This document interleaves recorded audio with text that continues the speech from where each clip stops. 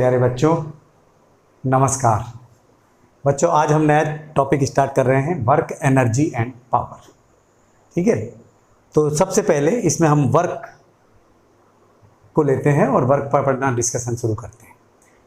बच्चों, daily life में तो खेलना, कूदना, पढ़ना, पढ़ाना, लिखना सब वर्क है, लेकिन साइंस में या फिजिक्स में वर्क को बताने के लिए दो फिजिकल क्वांटिटी का होना बहुत ज़रूरी है। एक तो हमें फोर्स और दूसरा उसमें डिस्प्लेसमेंट का ज्ञान होना चाहिए, तब ही वर्क को कैलकुलेट किया जा सकता है। यानी किसी बॉडी के ऊपर फोर्स अप्लाइड करने पर उसमें डिस्प्लेसमेंट होना चाहिए। यदि डिस्प्लेसमेंट नहीं होता है तो फिर वर्क नहीं कहा जाता है। तो वर्क के लिए ज़रूरी है कि किसी बॉडी के ऊपर फोर्स अप्लाइड करने पर उसमें डिस्प्लेसमेंट हो। ठीक है, तो हमने यहाँ पर वर्क को 3 डायग्राम बना करके बताना चाहा है। देखिएगा ध्यान से। बेसिकली होता क्या है कि किसी भी बॉडी के ऊपर फोर्स अप्लाइड करने पर उसमें डिस्प्लेसमेंट अप्लाइड फोर्स की डायरेक्शन में होना चाहिए। तब हम लिखते हैं work is equal to force into displacement of object in the direction of force. मतलब किसी बॉडी के ऊपर फोर्स अप्लाइड करने पर उसमें जो डिस्प्लेसमेंट है वो अप्लाइड फोर्स की डायरेक्शन में होना चाहिए। तब फोर्स और डिस्प्लेसमेंट के डॉट प्रोडक्ट को, या यूं कहें कि इसके प्रोडक्ट को, हम लोग वर्क कहते हैं। बेसिकली होता क्या है, work is equal to force और डिस्प्लेसमेंट फोर्स की डायरेक्शन में, है ना। मैथमेटिक्स वाले जो बच्चे हैं वो जरूर एक बार इस डेफिनेशन को वेक्टर फॉर्म में भी कह सकते हैं। जो मैंने यहां पर बताना चाहा है, आप कह सकते हो फोर्स और डिस्प्लेसमेंट का डॉट प्रोडक्ट भी वर्क कहलाता है। लेकिन फिलहाल मैं इसको यहीं पर रोक रहा हूं। बेसिक डेफिनेशन अपनी फोर्स और displacement in the direction of force है। ठीक है, लेकिन ये जरूरी नहीं है कि किसी भी बॉडी के ऊपर फोर्स अप्लाइड करने पर उसमें डिस्प्लेसमेंट हमेशा अप्लाइड फोर्स की डायरेक्शन में ही हो। किसी और डायरेक्शन में भी हो सकता है, जो मैंने यहां बताना चाहा है। हमने इस डायरेक्शन में इसके ऊपर फोर्स अप्लाइड किया है, लेकिन इस बॉडी में डिस्प्लेसमेंट इस प्रकार से हो रहा है। जैसे क्रिकेट में आपने देखा होगा कि हमारा बैट किसी और डायरेक्शन में चलता है और गेंद यानी जो बॉल है वो किसी और डायरेक्शन में जाती है। तब हमको क्या करना है, डिस्प्लेसमेंट का फोर्स की डायरेक्शन में कंपोनेंट लेना है। हम आपको कंपोनेंट पहले ही बता चुके हैं, और बेसिकली अगर देखा जाए तो ये डिस्प्लेसमेंट का हॉरिजेंटल कंपोनेंट है इन द डायरेक्शन ऑफ फोर्स। ठीक है, इस कंडीशन में, या फिर ऐसा मान लीजिए कि आपने फोर्स किसी और डायरेक्शन में अप्लाइड किया बट इसमें डिस्प्लेसमेंट किसी और डायरेक्शन में हो रहा है, तो हमने फोर्स का डिस्प्लेसमेंट की डायरेक्शन में कंपोनेंट ले लिया। तो एफ कॉस थीटा ये बेसिकली हॉरिजेंटल कंपोनेंट होता है फोर्स का, बट किसकी डायरेक्शन में है, ये डिस्प्लेसमेंट की डायरेक्शन में। सिमिलरली यहां पर अपन ने डिस्प्लेसमेंट का कंपोनेंट लिया है किसकी डायरेक्शन में, फोर्स की डायरेक्शन में।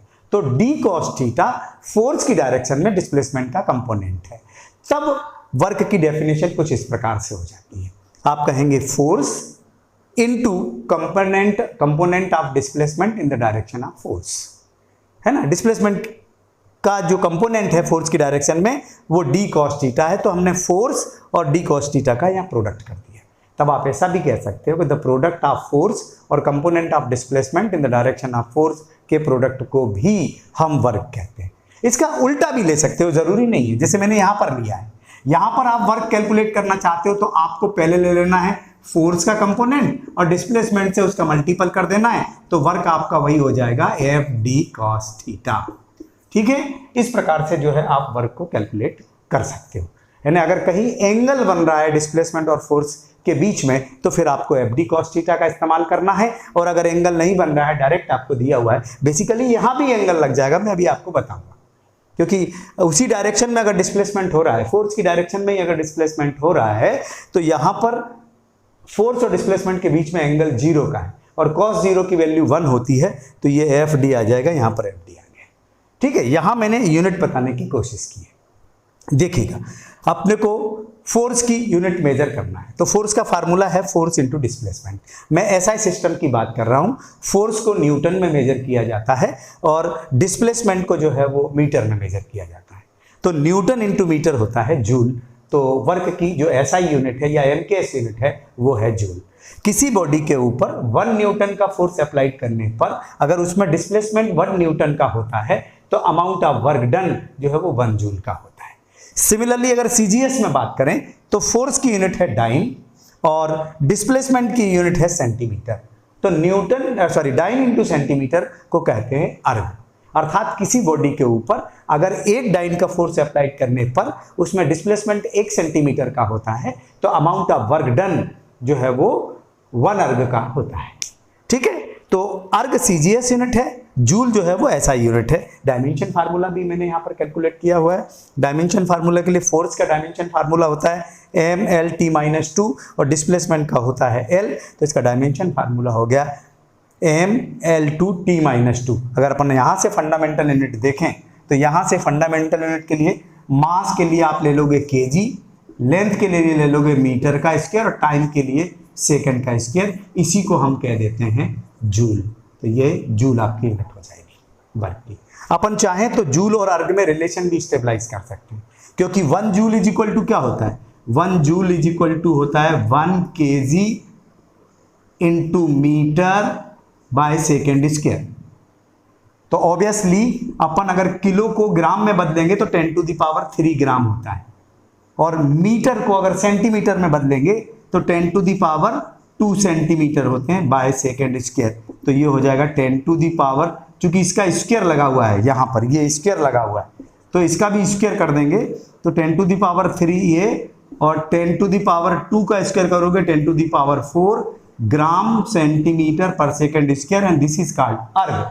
तो ये हो जाएगा 10⁻7 अर्ग। सो 1 जूल इज इक्वल टू 10⁻7 अर्ग होते हैं। आवश्यकता पड़ने पर अपन कैलकुलेट कर सकते हैं। ठीक है, और यहां देखो आप मैथमेटिकली तौर पर एक डेफिनेशन आप दे सकते हो। यहां फोर्स और डिस्प्लेसमेंट दोनों ही वेक्टर क्वांटिटी हैं, लेकिन वर्क जो है वो स्केलर क्वांटिटी है। तो हम लोग जानते हैं कि 2 वेक्टर क्वांटिटी का डॉट प्रोडक्ट जो है वो एक स्केलर क्वांटिटी होती है, अर्थात वर्क जो है वो स्केलर है। तो dot product of force and displacement of object is called work, ये भी आप कह सकते हो। ठीक है, अगर डॉट प्रोडक्ट के तौर पर अगर अपन रेक्टेंगुलर कंपोनेंट के तौर पर वर्क को देखना चाहें तो मैं इधर का पार्ट जो है वो इरेज कर रहा हूं, इसको आप थोड़ा सा देख लीजिएगा। इधर वाले पार्ट को मैं हटा देता हूं ताकि मैं डिस्प्लेसमेंट जो है वो कैलकुलेट कर सकूं। देखिएगा ध्यान से, इसको आप नोट कर लीजिएगा, मैं इसको यहां से हटा रहा हूं। ठीक है, तो थोड़ा सा मैं इसको इरेज कर रहा हूं ताकि हम लोग जो है वो कंपोनेंट, रेक्टेंगुलर कंपोनेंट के बेस पर इसको कैलकुलेट कर सकें। देखिएगा ध्यान से, अगर मान लीजिए 3 डायमेंशनल रेक्टेंगुलर कंपोनेंट आपको गिवन है, मान लीजिए फोर्स आपको गिवन है, फोर्स अपन ने ऐसा दे दिया XI plus YJ plus ZK, ये 3 डायमेंशनल है ना। फोर्स को मैंने यहाँ 1 1 मान लेना है, ये लो। और डिस्प्लेसमेंट दिया हुआ है आपको इस प्रकार से X2I plus Y2J plus Z2K। ये रेक्टेंगुलर कंपोनेंट है ना, मैं यहां लिख देता हूं चाहो तो,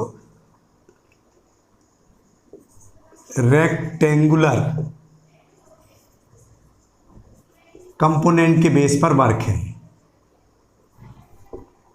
ठीक है, तो अपने को वर्क निकालने के लिए क्या करना है, फोर्स और डिस्प्लेसमेंट का डॉट प्रोडक्ट करना है।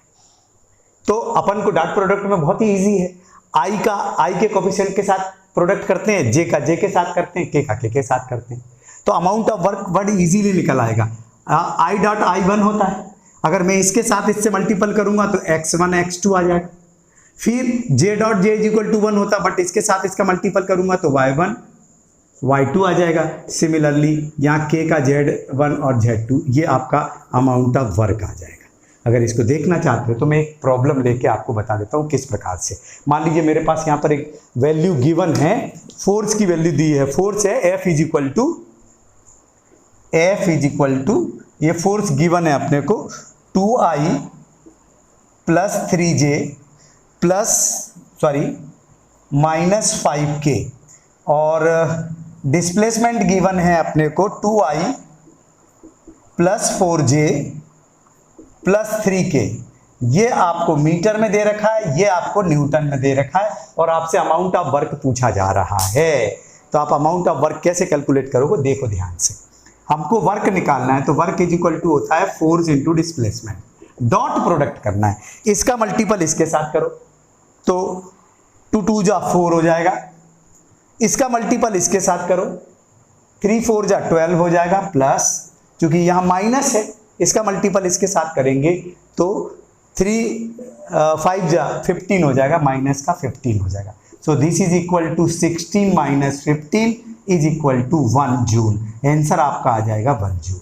यानी किसी बॉडी के ऊपर अगर इतना फोर्स अप्लाइड करते हैं 3 डायमेंशनली और तो उसमें डिस्प्लेसमेंट इतना होता है तो अमाउंट ऑफ वर्क इतना होता है। यानी डॉट प्रोडक्ट करके आपको देखना है, ठीक है। अब मैं इस चीज़ को भी इरेज कर रहा हूँ क्योंकि मेरे पास एंगल आया है।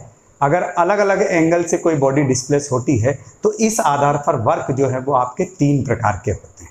तो मैं उन वर्क को आपको एक एक बार बता रहा हूँ, देखिएगा ध्यान से, ठीक है। मैं इसको भी इरेज कर रहा हूँ, आप लोग देख लीजिएगा, ठीक। आपके जो वर्क होते हैं वो 3 प्रकार के होते हैं।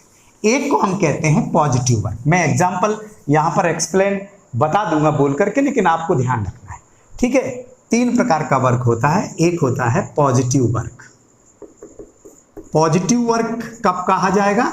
जब किसी बॉडी के ऊपर फोर्स अप्लाइड करने पर उसमें डिस्प्लेसमेंट अप्लाइड फोर्स की डायरेक्शन में या लेस देन 90 का एंगल बनाते हुए होता है, तो ऐसी सिचुएशन में अमाउंट ऑफ वर्क को पॉजिटिव कहा जाता है ना। यहां पर देखो, अगर मैं cos 90 के पहले की सारी वैल्यू लेता हूं तो सभी पॉजिटिव फाइंड होती हैं, तो अमाउंट ऑफ वर्क पॉजिटिव हो जाएगा।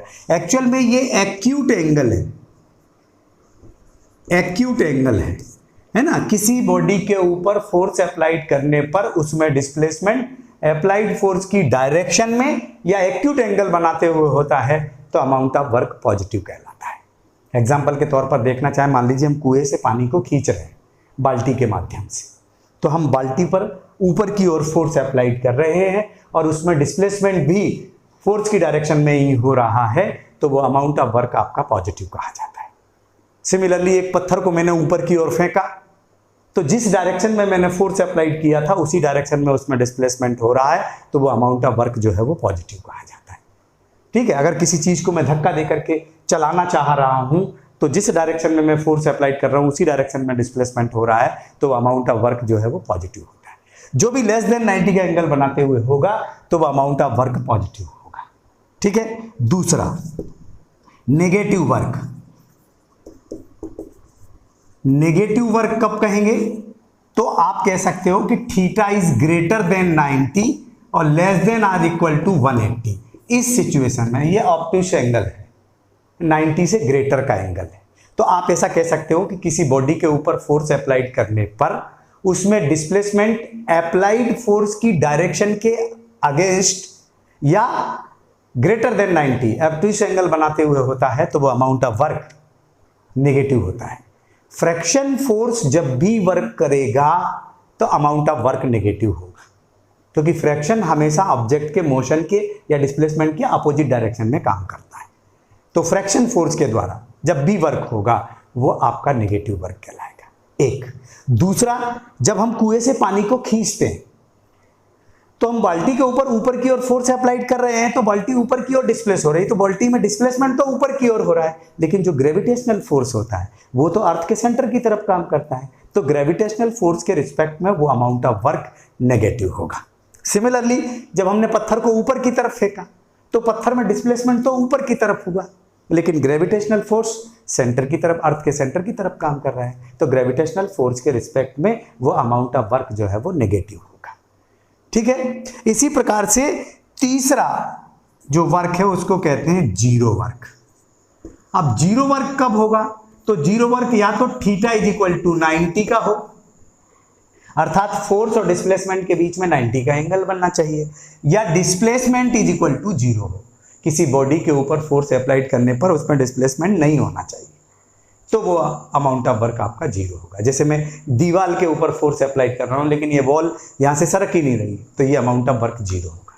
या 90 का एंगल बनाते हुए हो, जैसे आपने देखा होगा एग्जाम्पल के तौर पर कि जो कुली होता है वो लगेज को सिर पर रख करके चलता है, हाथ में लटका करके नहीं, क्योंकि जब वो सिर पर रख करके चलता है तो जो वेट ऑफ द बॉडी है, या यूं कहें कि जो कुली और उस वेट का जो भार है, वेट है, वो टूवर्ड द सेंटर, अर्थ के सेंटर की तरफ काम करता है, और प्लेटफॉर्म पर जब वो चलता है यानी ऐसे उसका वेट काम कर रहा है और इस डायरेक्शन में वो प्लेटफॉर्म पे चल रहा है, तो दोनों के बीच में 90 का एंगल बन रहा है, तो उसके द्वारा अमाउंट ऑफ वर्क जो वो 0 होता है। इस कारण वो लगेज को सिर पर रखकर चलता है। आर्मी में भी जब पिट्ठू वगैरह लगाया जाता है जवानों को, तो उनको कहा जाता है कि सामान को अपनी पीठ पर ला दो या यहाँ सिर पर रख करके चले, लटका करके नहीं, ताकि वो अमाउंट ऑफ वर्क जो है उनका वो 0 रहे।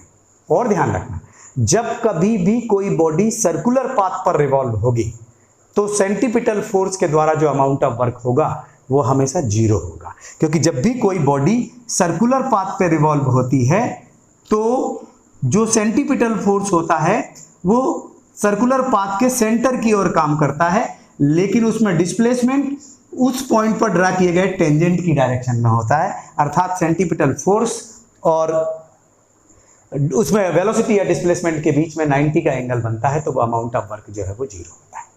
ठीक है, 3 प्रकार का आपका वर्क है। पॉजिटिव वर्क में एक्यूट एंगल बनेगा, नेगेटिव वर्क में ऑब्ट्यूस एंगल बनेगा और 0 वर्क में 90 का एंगल बनेगा। ध्यान रखना, जब पॉजिटिव वर्क की बात होती है तो इसमें एनर्जी इंक्रीज होती है, नेगेटिव वर्क की बात होती है तो इसमें एनर्जी डिक्रीज होती है, और जब 0 वर्क की बात होती है तो एनर्जी में कोई चेंज नहीं होता है।